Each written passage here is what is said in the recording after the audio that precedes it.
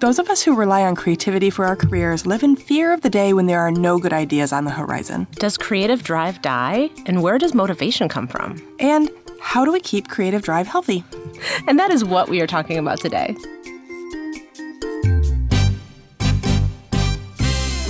The Speakeasy Podcast, honest conversations about leadership and sanity in the creative industry. I'm Karen Steffel. And I'm Jen Estel. Managing creativity in business, we probably have an opinion on that. No prohibitions. Clearly, we have cocktails. And you know what else is really good? This gorgeous beverage in front of us. It's the best. It's called an Aviation, and it is the most beautiful amethyst color, which is appropriate for February. And it's really interesting because Aviation was created before Prohibition, and it was lost for a moment and then returned as one of the classics.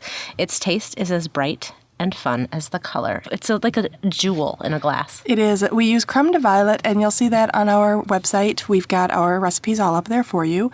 And this color can't be beat, and the smell of it is lovely as well. So check it out. It also has 2 James gin in it, which is also one of our favorites. So anyway, tell us about creativity. You know, actually, I have this funny story.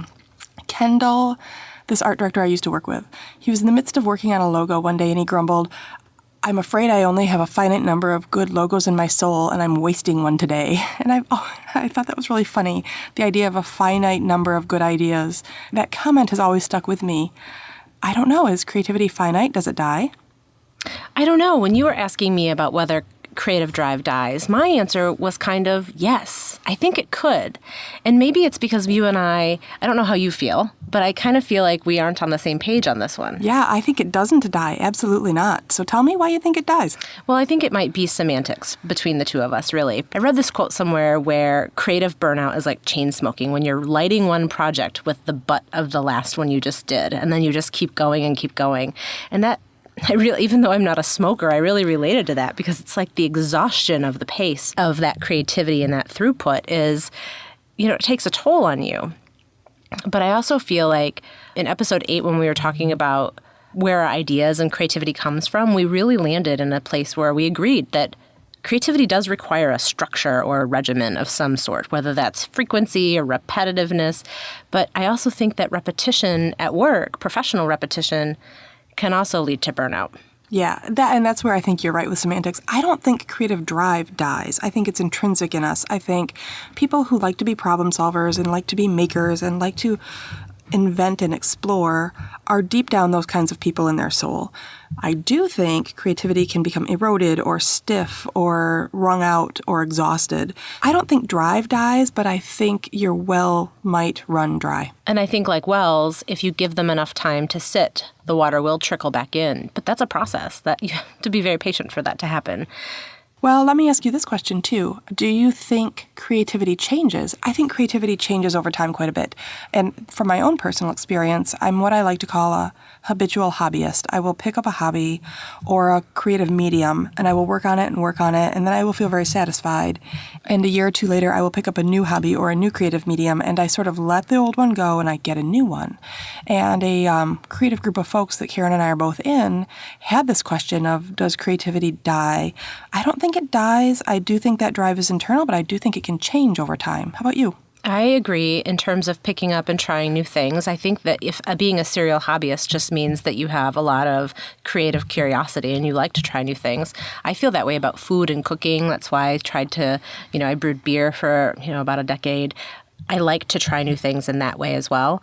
I also think that my creativity has changed over time because my worldview has changed over time.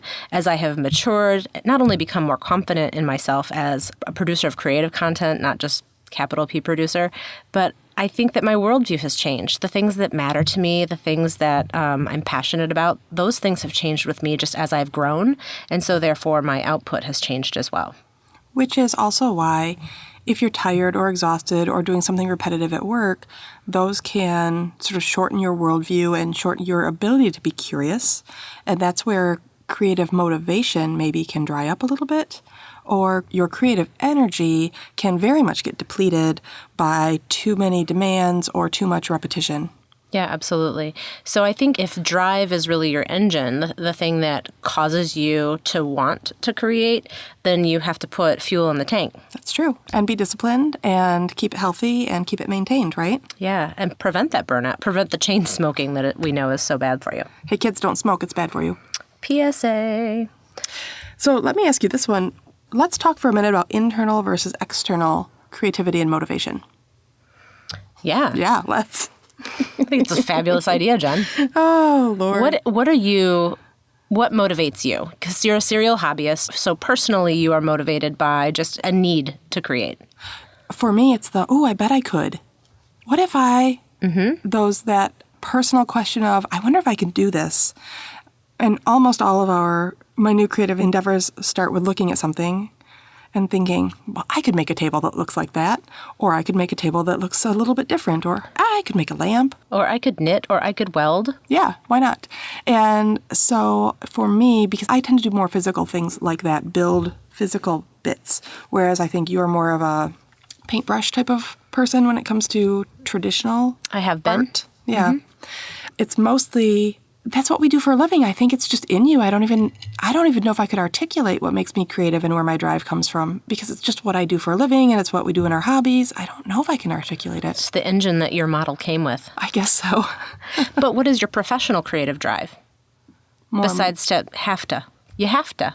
You're asking that. That's like asking, where does the universe stop? It's such a strange question. I should know these answers since this is what we're talking about, but we've kind of gotten on a tangent. I feel like I'm professionally and personally motivated by curiosity. I have to know how things work. I have to understand how systems are influenced, how colors work, how curiosity about how things work and understanding those types of things drive most of my creative pursuits, whether that's painting, whether that's playing with Play-Doh with my kid, mixing colors, understanding how people work and interviewing them. All of those things are really driven by my curiosity for understanding how the world works. I think it's also why I like spending time in the woods. I just like watching it. And sometimes when you're in the woods, you can listen to it too, and that's a magical, It is. an interesting moment. I would add to curiosity challenge. I think a lot of creativity for me comes with, I bet I could. And what if we try to do it this way? So it's sort of a personal challenge to see if we can get to an end result with lack of budget or with lack of time or with lack of some other resource. Can we still make something like that happen? Or solving a problem that a client hasn't been able to solve before that feels like a puzzle and it feels like a challenge. Might be the same part of me that likes to play a board game and see if a strategic board game and see what we can do. So there's a lot of that. I will say, though, for me, a lot of that is internal motivation. I don't think external motivation works for me very well. It doesn't for me. When we were talking about this topic kind of preliminarily, I was exploring what my external motivations were. And of course, I want to do an excellent job for my clients. My clients are bringing me concepts or problems to solve. But really, besides being a good service provider and providing excellent service, and besides making my life work, meaning I have to earn money, I'm not, and I don't need a lot, I just, making my life work and taking care of people in the right way is really all my external motivation. I'm not motivated by much more than that externally. And see, that makes some sense. I was reading the book Drive by Dan Pink recently, and it talks a lot about intrinsic motivation versus external motivation. And he made the point that once you add external motivation, it often dampens your intrinsic need to create. They did a really interesting study with preschool children who liked to draw and were naturally drawn to the page and the crayons. And they divided them into 3 groups, and one group they said, hey, why don't you draw? The second group they said, hey, why don't you draw? And if you do, we'll give you a prize. The third group, they said, hey, why don't you draw? And then afterwards they surprised them with a prize. And mind you, these were all children who were interested in drawing beforehand. The ones who knew and expected there was a prize afterward showed a marked disinterest in drawing. So that external motivation, that carrot hanging in front of them, actually dampened their intrinsic love of creating art, which is both sad and a huge aha moment for employers of creatives. You know what I mean?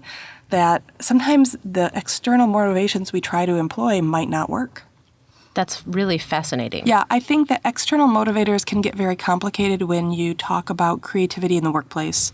I think there's a lot to do with autonomy, as we mentioned before, repetition, expectation of performance. And so much of creativity is exploration, and you don't know where you're going to end up, and you don't know if you might need to try over, and you don't know if inspiration will hit or there will be an idea on the horizon. And once you put that into a service and billable hour format, it becomes much harder. I'm not a person who, when I am creative at home, am very attached to the results. I really just like the process of doing. And so if I make a mess and have to clean it up and it's kind of ugly at the end, sometimes it is, and that's fine.